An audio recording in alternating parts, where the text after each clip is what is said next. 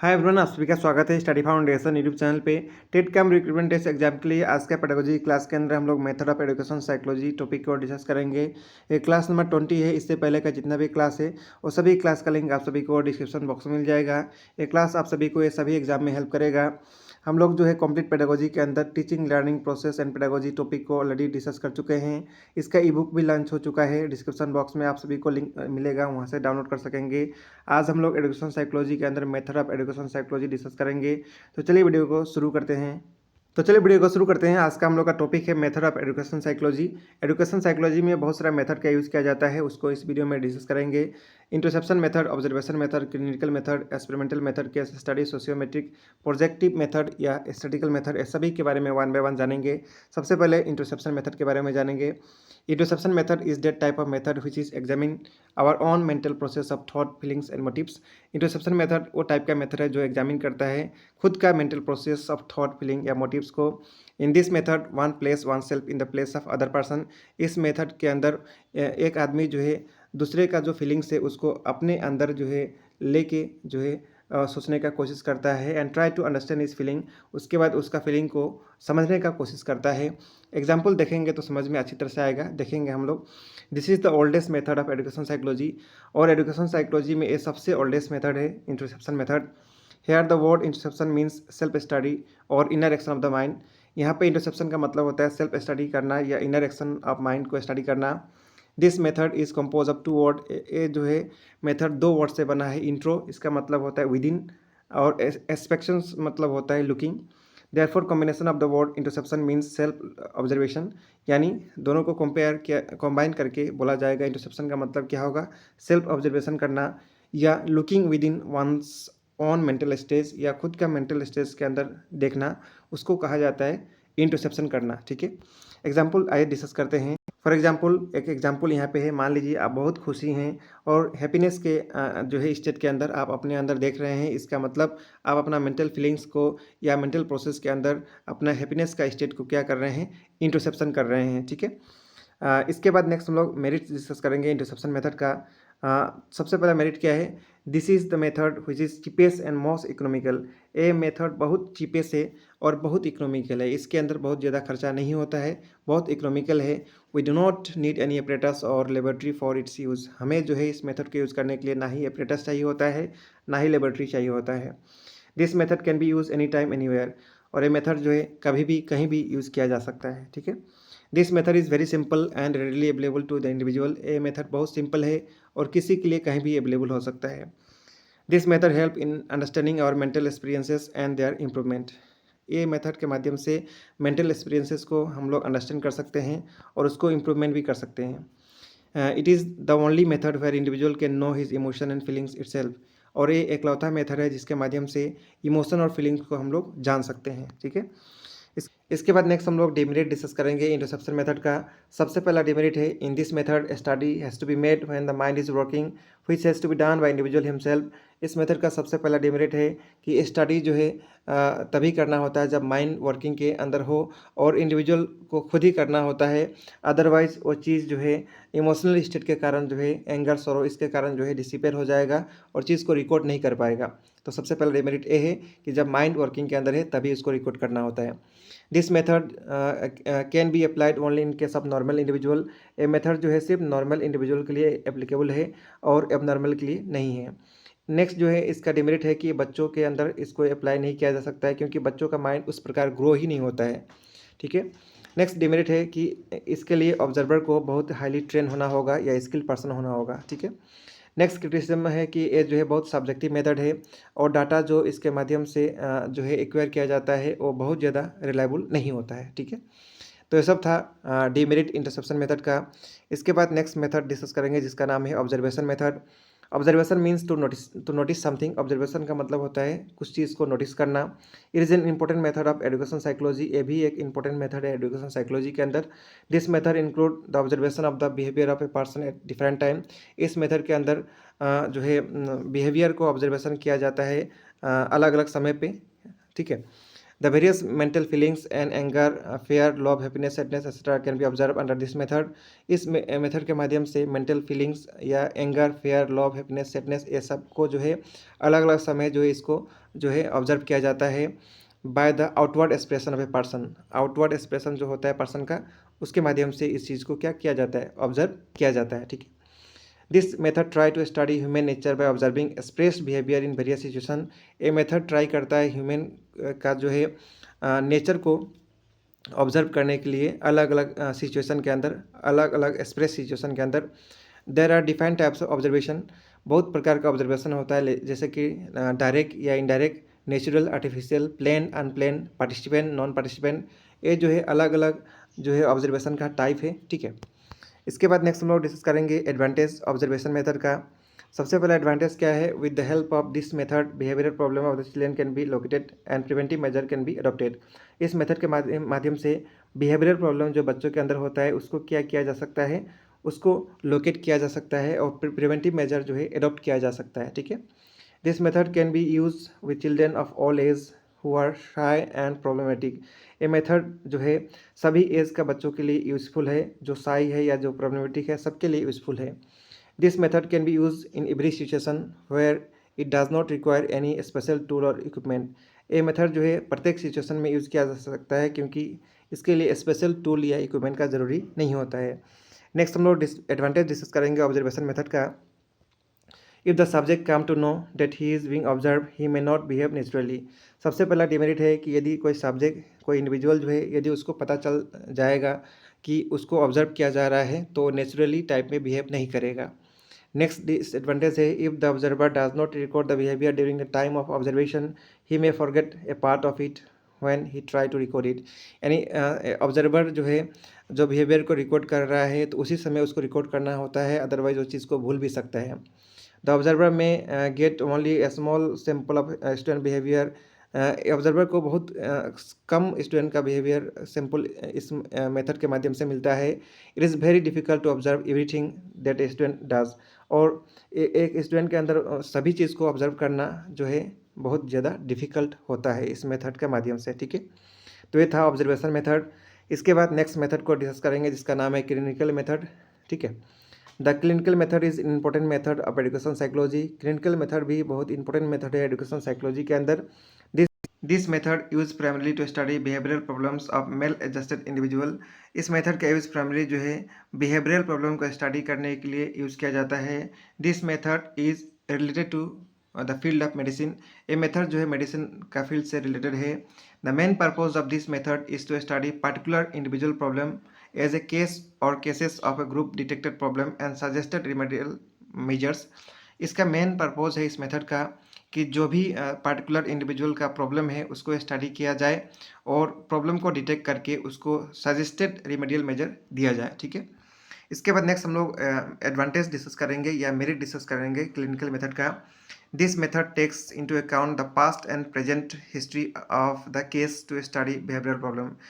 इस मेथड के अंदर जो है पास्ट और प्रेजेंट हिस्ट्री को case study of behavioural problem के रूप में जो है लिया जाता है। ये इसका सबसे पहला मेरिट है। It also study unconscious behaviour along with overt behaviour. ये जो है अनकॉन्शियस बिहेवियर को भी स्टडी कर लेता है ओवरटेड बिहेवियर के साथ साथ। ठीक है। This method is regarded as scientific one. ये मेथड जो है साइंटिफिक मेथड है और इसके अंदर जो रिजल्ट मिलता है वो भी रिलायबल रिजल्ट होता है। ठीक है।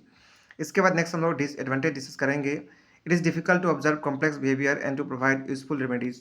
इस मेथड के माध्यम से बहुत ज़्यादा कॉम्प्लेक्स जो बिहेवियर होता है उसको स्टडी करना डिफिकल्ट होता है और उसका रेमेडी देना भी जो है बहुत ज़्यादा यूजफुल नहीं होता है। The interpretation of the case study may not always be correct. जो भी इंटरप्रिटेशन केस स्टडी के माध्यम से होता है वो हमेशा सही नहीं होता है, बिकॉज ऑब्जर्वर का भी खुद का इंट्यूशंस या थ्योरेटिकल जो है होता है, इसके कारण हमेशा सही होगा ये कोई गारंटी नहीं है।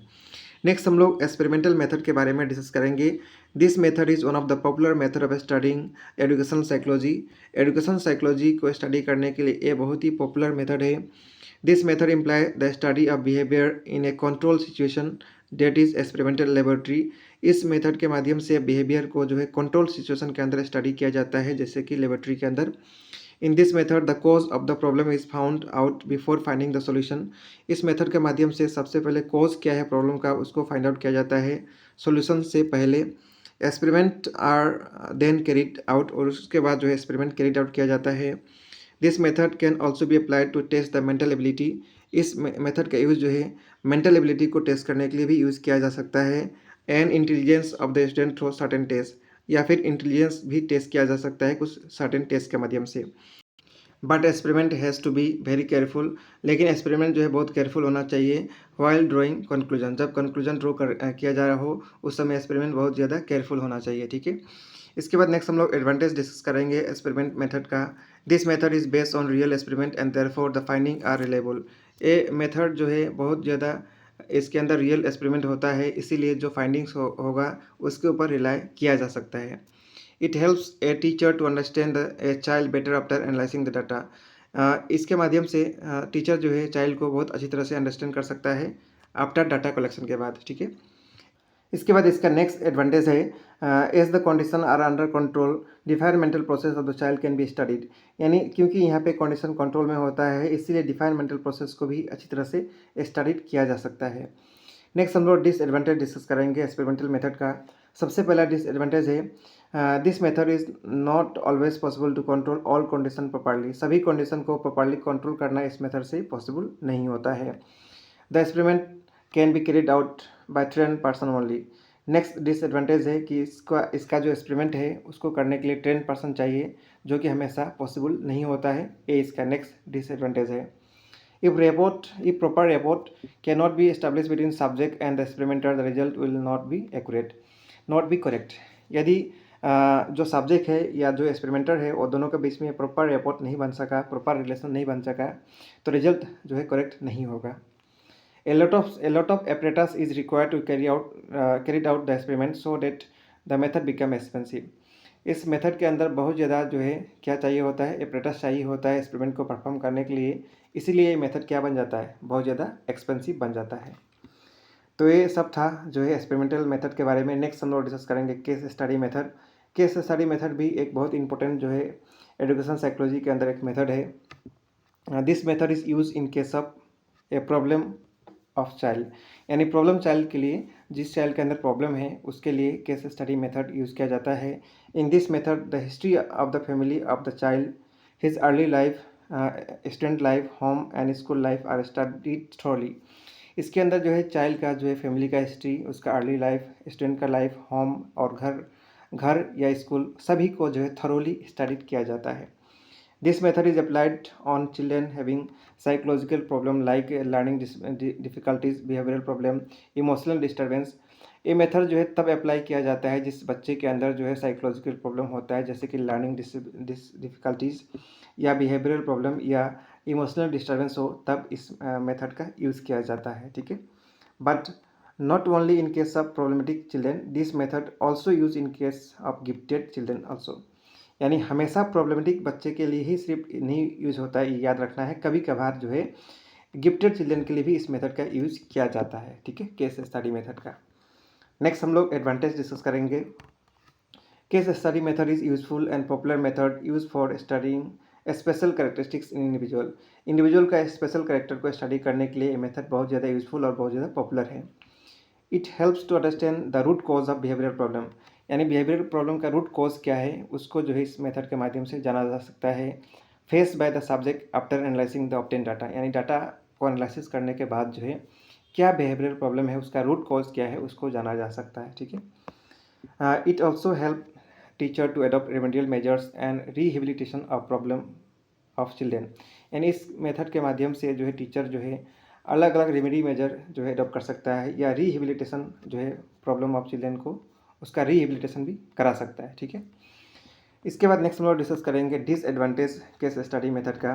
Case study method is A lengthy and time consuming. आप सभी को पता होगा केस स्टडी मेथड बहुत लेंदी होता है, इसके लिए बहुत लंबा समय चाहिए होता है, तो ये इसका डिसएडवांटेज है। The collection of data and their analysis is difficult in this method. यानी डाटा को कलेक्शन करना, उसको एनालिसिस करना इस मेथड के अंदर डिफिकल्ट होता है। The findings are always not reliable because it depend upon the information provided by a person himself which may not be authentic। यानी हमेशा जो भी यहाँ पे फाइंडिंग मिलता है इस मेथड के माध्यम से हमेशा रिलायबल नहीं होता है, क्योंकि जो इन्फॉर्मेशन पर्सन यहाँ प्रोवाइड करेगा ज़रूरी नहीं है कि वो हमेशा क्या हो, ऑथेंटिक हो। ठीक है, तो ये सब था केस स्टडी मेथड के बारे में। नेक्स्ट मेथड हम लोग डिस्कस करेंगे जिसका नाम है सोशियोमेट्रिक मेथड। ठीक है, सोशियोमेट्रिक मेथड जो है एक इम्पोर्टेंट मेथड है एजुकेशन साइकोलॉजी के अंदर, जो कि फर्स्ट टाइम डेवलप किया गया था 1946 में डॉक्टर जे.एल. मोनरो और हेलेन जेनिंग्स के द्वारा। ठीक है, this method studies the social behaviour of individual relationships, यानी ये मेथड जो है सोशल बिहेवियर जो है इंडिविजुअल का जो रिलेशनशिप का होता है उसको स्टडीज करता है, जो कि एग्जिस्ट करता है बिटवीन इंडिविजुअल या among the member of particular group के बीच में। और किस लिए करता है? To provide interesting study of their nature of social relationship for measuring the status of each individual, यानी प्रत्येक इंडिविजुअल का जो है इंटरेस्टिंग स्टडी ऑफ नेचर को जो है वो मेजर करने के लिए ये जो है स्टडी करता है sociometric method. The nature and the degree of such relationship can be objectively assess by using questionnaire, और जो नेचर है या जो डिग्री है रिलेशनशिप का उसको जो है ऑब्जेक्टिवली मेजर कर किया जा सकता है क्वेश्चनरी के माध्यम से, चेकलिस्ट, इंटरव्यू, रेटिंग स्केल या स्टैंडर्ड टेस्ट के माध्यम से। ठीक है, तो ये था सोशियोमेट्रिक मेथड के बारे में। नेक्स्ट हम लोग एडवांटेज डिस्कस करेंगे। Sociometric method help to make study the relationship of individual, यानी इंडिविजुअल का रिलेशनशिप को स्टडी करने के अंदर जो है सोशियोमेट्रिक मेथड हेल्प करता है। This method gives an understanding of liking and disliking of all member of the group, यानी एक ग्रुप का प्रत्येक मेंबर का क्या लाइकिंग है क्या डिसलाइकिंग है उसको इस मेथड के माध्यम से अंडरस्टैंड किया जा सकता है। Through this method teacher may know the most accepted and rejected student, इस मेथड के माध्यम से टीचर जान सकता है कि सबसे एक्सेप्टेड या सबसे रिजेक्टेड स्टूडेंट कौन है। टू ऑर्गेनाइज ग्रुप एक्टिविटी को ऑर्गेनाइज करने के लिए of the student in various academic and non academic field, यानी एकेडमिक फील्ड हो या नॉन एकेडमिक फील्ड हो उसके लिए ग्रुप एक्टिविटी ऑर्गेनाइज करने के लिए कौन सा एक्सेप्टेड या कौन सा रिजेक्टेड स्टूडेंट हो सकता है, इस मेथड के माध्यम से पता लगाया जा सकता है। इसके बाद नेक्स्ट हम लोग डिसएडवांटेज डिस्कस करेंगे इस मेथड का। Sociometric method can be used to test only one trait of personality, that is sociability. Sociometry का सबसे पहला डिसएडवांटेज है कि ये जो है सिर्फ एक ट्रेट जो है पर्सनैलिटी का जो कि सोशिबिलिटी है उसको जानने के लिए ही सिर्फ ये जो है यूजफुल है, इसका सबसे पहला डिसएडवांटेज है। The process of collection of data is not very scientific, और जो भी इसके अंदर प्रोसेस यूज़ किया जाता है डाटा कलेक्शन का वो साइंटिफिक बहुत ज़्यादा नहीं है। As if done through collection of opinion of member of a particular group, हम लोग मेंबर का ओपिनियन जानते हैं वो और बोलेंगे, उसके बाद डाटा को एनालिसिस करेंगे और बोलेंगे रिजल्ट ऐसा है वैसा है, तो ये जो है साइंटिफिक मेथड तो वैसे भी नहीं है। The response of a child regarding some question may be affected by peer pressure, और पीयर प्रेशर के वजह से जो भी चिल्ड्रन का रिस्पॉन्स है वो कभी कभार चेंज भी हो सकता है, यानी वो इफेक्टेड भी हो सकता है। ठीक है, तो ये सब था डिसएडवांटेज या आप बोलेंगे डीमेरिट सोशियोमेट्रिक मेथड का। इसके बाद नेक्स्ट मेथड डिस्कस करेंगे जिसका नाम है प्रोजेक्ट या प्रोजेक्टिव मेथड। प्रोजेक्ट और projective method is a psycho analytical method of education psychology. Projective method या प्रोजेक्ट मेथड एक साइको एनालिटिकल मेथड है एजुकेशन साइकोलॉजी के अंदर, याद रखना है। This method applied in knowing unconscious and repress element of individual mind, individual mind का अंदर जो है जो अनकॉन्शियस या रिप्रेस एलिमेंट होता है उसको जो है इस मेथड के माध्यम से जो है जाना जा सकता है। This method provide opportunity to evoke responses from unconscious mind which reveal a person desire, hopes and wishes that could not be fulfil in reality, यानी कोई भी व्यक्ति का जो रियलिटी के अंदर उसका डिजायर, होप्स या विशेस फुलफिल नहीं हो पाता है और वो चीज़ अनकॉन्शियस माइंड के अंदर रह जाता है, उसको इस मेथड के माध्यम से जो है निकाला जा सकता है। Such responses are drawn by presenting a broad range of testing material, इसके लिए एक ब्रॉड रेंज टेस्टिंग मटेरियल का यूज किया जा सकता है, जैसे कि picture, ink blot cards, drawing, painting, free association, sentence completion, arranging and interpreting picture situation, filling in the blank and so on, ये सब जो है यूज किया जा सकता है testing material. The responses are expected to reveal once innermost thought, ideas, emotion and complexes that have been repress, वही जो अभी बात की इसके माध्यम से जो भी रिप्रेस आइडियाज़, इमोशन या थॉट जो है रह जाता है उसको इसके माध्यम से जो है रिवील किया जा सकता है। ठीक है, इसके बाद नेक्स्ट हम लोग एडवांटेज या मेरिट डिस्कस करेंगे प्रोजेक्टिव मेथड का। सबसे पहला एडवांटेज है प्रोजेक्टिव मेथड का कि प्रोजेक्टिव मेथड जो है डायग्नोसिस करने के लिए साइकेट्रिक्स डायग्नोसिस के अंदर यूज़ किया जाता है या मेंटल डिसऑर्डर का ट्रीटमेंट के अंदर यूज़ किया जाता है। इस मेथड के माध्यम से कंप्लीट पिक्चर जो है पर्सन का पर्सनैलिटी के बारे में ऑब्टेन किया जा सकता है।